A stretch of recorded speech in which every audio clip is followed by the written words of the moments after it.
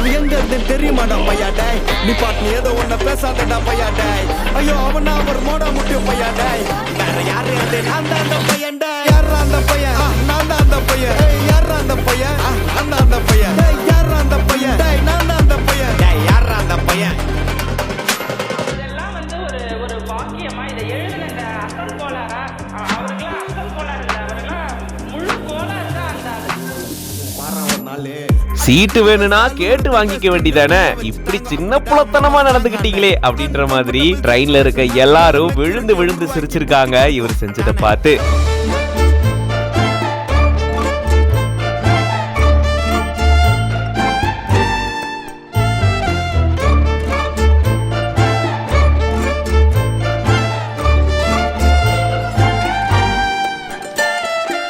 கையில குழந்தை இருக்கிற மாதிரி எங்க கொஞ்சம் எந்திரிக்கிறீங்களா, கையில குழந்தை இருக்கு நான் உட்காந்துக்கிறேன் அப்படின்ற மாதிரி கேட்டு உட்காந்ததுக்கு அப்புறமா கடைசியில தன்னுடைய அந்த டவலை விரிக்கிறாரு. அதாவது டவலை தான் குழந்தை மாதிரி வச்சுட்டு வந்திருக்காரு, அது கூட பொறுத்துக்கலாங்க.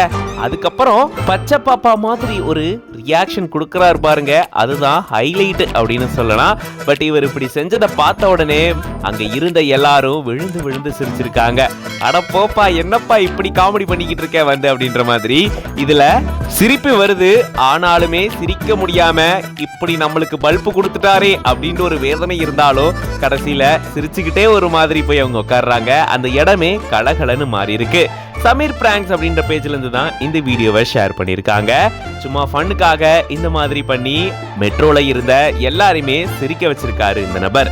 இந்த வீடியோ பார்க்கும்போது நீங்க எப்படி ஃபீல் பண்றீங்க அப்படின்றத கமெண்ட்ஸ்ல சொல்லுங்க. மேலும் இந்த மாதிரி நிறைய வீடியோஸ்க்கு பிஹைண்ட் பேஜை ஃபாலோ பண்ணிக்கோங்க.